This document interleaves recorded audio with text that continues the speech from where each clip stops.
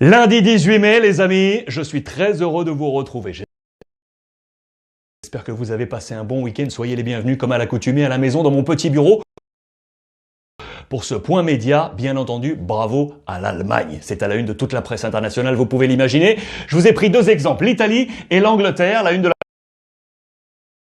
Gazzetta dello Sport avec ce Haaland, l'antivirus, le buteur du Borussia Dortmund. Et également la une de la presse britannique avec le Sunday Express. Wunderbar. On parle allemand en Angleterre avec ce merveilleux, magnifique, formidable. On a en tête l'organisation de la Coupe du Monde 2006. Une nouvelle fois, les Allemands ont été impeccables. Zéro défaut. Tout s'est très bien passé. Plus de 10 millions et demi de téléspectateurs. C'est vous dire si tout était évidemment attendu. Plus de 20 buts. Juste comme ça pour les détails parce que c'est important également. Sachez que le Bayern et le Borussia se sont imposés. On est toujours en tête. Regardez d'ailleurs, il y a 5 joueurs du Borussia Dortmund dans le 11 type de cette journée, Hummels, Guerreiro, Hazard, Brandt ou encore Daoud ici. À préciser également, regardez la présence d'Alassane Plea, le français de Gladbach avec son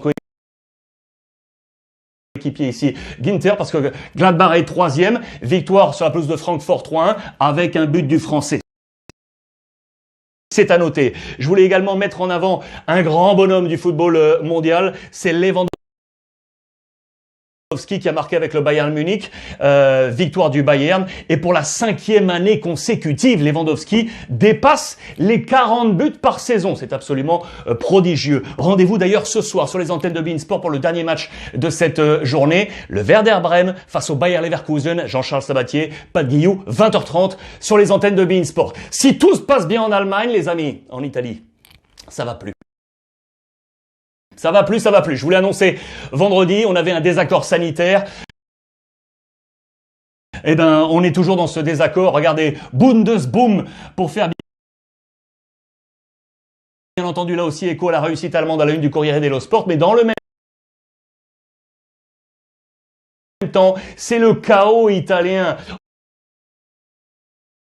En page intérieure, on nous parle de ce chaos avec, regardez, cette notion de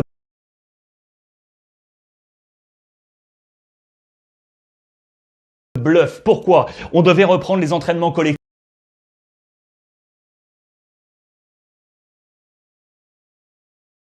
Eh bien non, ça a été repoussé. Samedi, allocution du président du Conseil, Monsieur Giuseppe Conte, qui a dit « Je n'ai pas encore assez de garanties sanitaires pour autoriser la reprise. » Du coup, le lendemain, hier, dimanche, tout le monde a bossé comme des fous, les clubs et les médecins pour tenter d'offrir un nouveau protocole sanitaire. On espère que ça va encore se passer. En tout cas, ici, l'échelle du temps, c'est encore possible.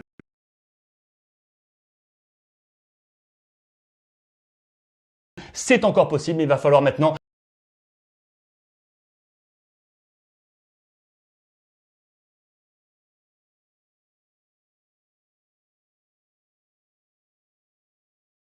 accélérer du côté de l'Italie.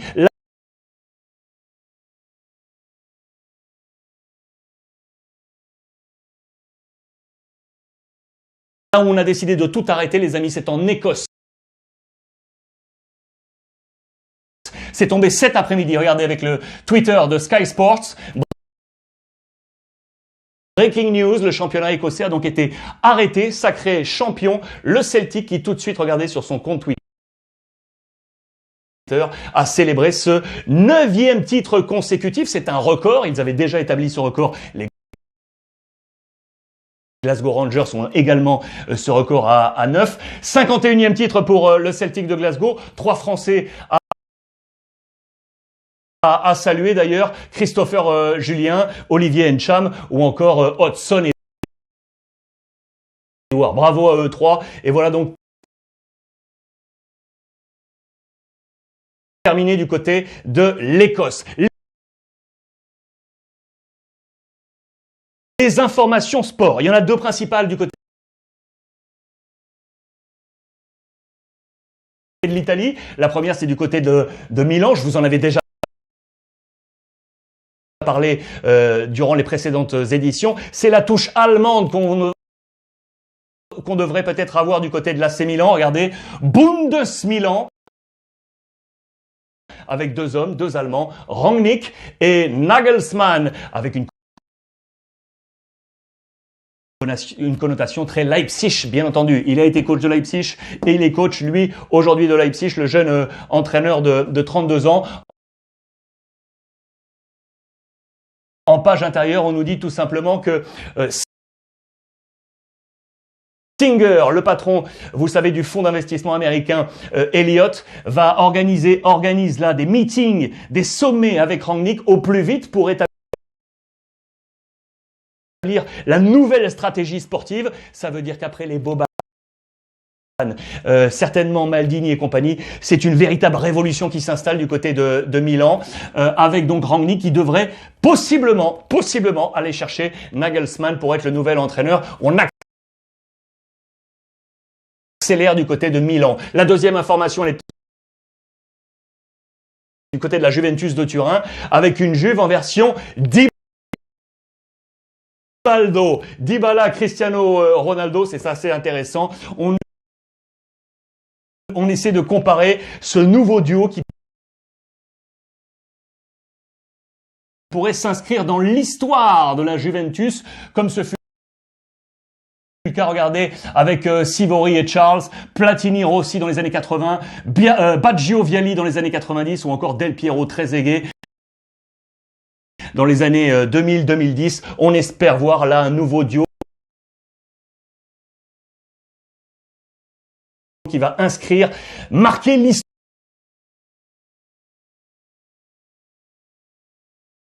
de la Juventus de Turin. La Juve qui est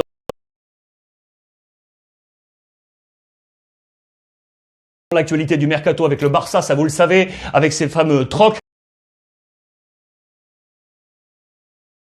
On annonce la semaine décisive et on nous annonce un début d'accord, ça y est, entre le Barça et la Juve pour lui. Pour Semedo, regardez, Pjanic plus De Sciglio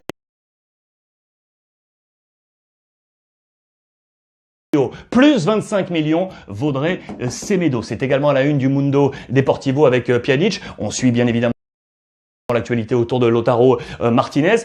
Si on est là, c'est un très bon deal pour le Barça avec Semedo. Je vous rappelle qu'on était allé le chercher, on était toujours dans la stratégie de trouver un successeur à Daniel Alves. On avait manqué le coup avec Alex Vidal qui était reparti. On avait pris Semedo qui était arrivé à ce moment-là pour un peu plus de 30 millions d'euros. Pas excessif finalement quand on voit ce qu'il peut rapporter aujourd'hui. C'est un bon deal réussi par le Barça. On nous indique également juste en dessous qu'on pourrait ajouter dans ce deal peut-être Todibo qui pourrait intéresser la Juve, et dans ces cas-là, ce serait Pjanic, De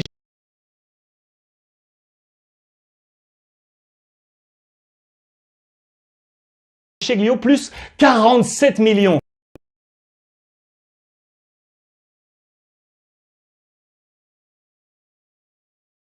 Imaginez la réussite du deal si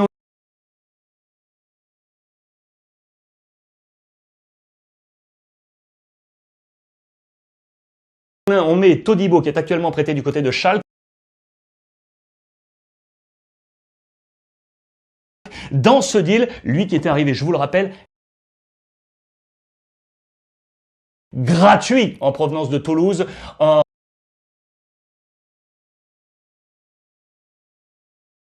en 2019. Attention, c'est l'actualité à suivre.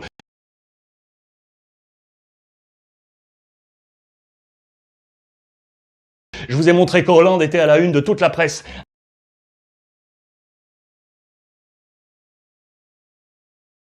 internationale. Du coup, les Espagnols et le Real Madrid, bien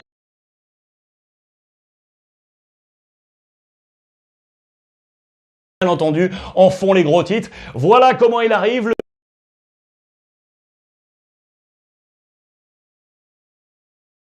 gamin, avec 41 buts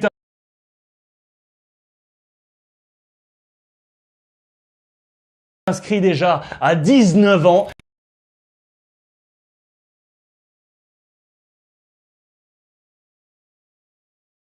On nous précise ici que ni Messi ni Cristiano n'avaient réussi de telles performances. Ils ont, eux, attendu les 22 ans pour aligner 41 buts dans une même saison. Il est là. Et voilà la une de AS, le trio qu'on imagine pour l'attaque de demain du Real Madrid avec Hollande, Mbappé et Eden Hazard. On passerait ainsi de la BBC, Bale, Benzema, Cristiano à la double H, vous l'aurez compris, avec ces trois hommes. On nous annonce déjà Vinicius également pour être derrière Eden Hazard. Le Real aimerait rêve de cette construction. Le football amateur aujourd'hui. Les amis, je vous fais une spéciale Bretagne. Je vous emmène dans le Morbihan, dans le 56 pour aller voir Vannes, le VOC, le VOC. Regardez, qui vient d'ailleurs de changer de logo. C'est très joli ce petit logo noir là, avec l'hermine ici. Je vous y emmène, il y a un très bon papier dans les colonnes du Télégramme. Parce que Vannes est en train de travailler depuis déjà de nombreux mois. On ne veut pas végéter en National 2, on veut tout de suite monter en National. Et il y a un très bon travail de ces trois hommes. Regardez.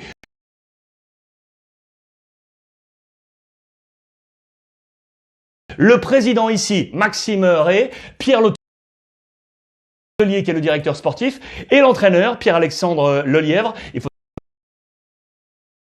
savoir qu'il avait pris l'intérim il y a quelques mois, Pierre-Alexandre Lelièvre. C'était en janvier dernier, après le départ de Laurent Hervé, le coach. Il avait été épaulé par Régis Brouard d'ailleurs, et c'est à noter. Il avait été assuré et conforté dans ses fonctions en avril dernier, et depuis, on travaille depuis plusieurs mois pour préparer la nouvelle saison. Sachez bien qu'à l'heure qu'il est, on a déjà enregistré 7 nouvelles recrues pour la saison prochaine. 7 nouveaux pour la saison prochaine, notamment depuis jeudi dernier, signature jeudi dernier de Michael Salomon, qui sera le gardien de but donc de Vannes. Il arrive de l'Entente Sannois-Saint-Gratien, l'ancien du Paris Saint-Germain, qui était également passé du côté de Évian, Thonon, Gaillard. S'il y a des arrivées, il y a bien évidemment des départs, et je voulais en profiter pour saluer un grand bonhomme du football, c'est Yann Kermorgan, les amis, qui vient de finir donc sa carrière à Vannes, 38 ans, lui qui était passé en France du côté de Grenoble, de Reims et en première division avec Arles-Avignon,